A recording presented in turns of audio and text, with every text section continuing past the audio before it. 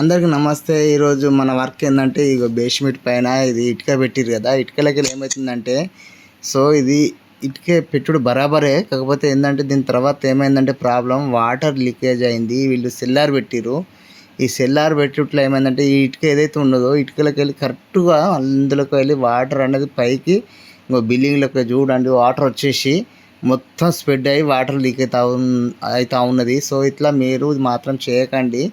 దీన్ని ఏం చేయాలంటే దీనికి మనం ఫస్ట్ ఆఫ్ ఆల్ అది మంచిగా నీట్గానే బీమ్ని సెట్ చేసుకొని హైట్లో మంచిగా సెట్ చేసి దానికి మంచి కింద కట్రవుతో సెట్టింగ్ చేసేసి బెడ్ వేసేసి దాని వెనుకలు మంచిగా కంకర బెడ్తోని 40 mm మంచిగా ఫ్లోరింగ్ చేయాలి. చేస్తే ఏమైందంటే మనకి ఇలాంటి ప్రాబ్లమ్స్ అనేది రాదు. సో చూడండి ఈ వీడియోలో మీరు ఈ సార్ చాలా బాధపడుతున్నారు. మీరు మాత్రం ఇలా చేయకండి. మీరు మంచిగా పగడబందితో వర్క్ చేయించుకోండి. ఓకే. ఇంకోటి సార్ ఏంటంటే ఇది చేద్దామన్నా కూడా ఇప్పుడు మస్తు ఖర్చు అవుతుంది. అలా ఖర్చు కాకుండా మీరు న్యూ కన్స్ట్రక్షన్ అంటే ఎప్పుడైతే మనం కొత్తగా కన్స్ట్రక్షన్ స్టార్ట్ చేసినామో అప్పుడు బాగా చేయించుకోండి. So okay friends, like and share subscribe చేసుకోండి.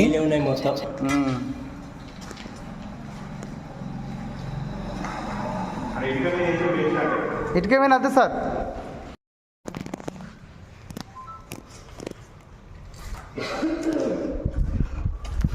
ఇప్పుడు ఈ కంకర వేసినాం కదా, ఈ మళ్ళీ జావిన మళ్ళీ ఇక్కడికి మళ్ళీ ఊట వాడుతాను ఎట్లున్నది. ఈ మొత్తం నీళ్ళే ఉన్నాయి కదా లోపల. ఇది వేసినాక ఇది ఆగిపోయింది. ఇంకా ఏం ఆగినా కానీ బాగా ఆగిన అప్పుడు బాగుండే నీళ్ళు తక్కువైనాయి.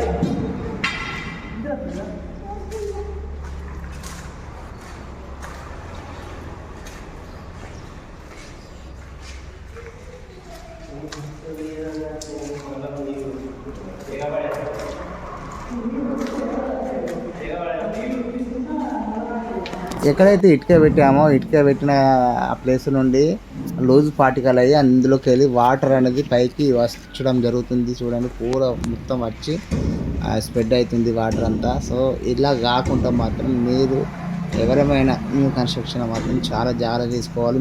మేజర్గా సెల్లార్ అంటేనే చాలా ప్రొటెక్షన్తో చేయించుకోవాలి వర్క్ను.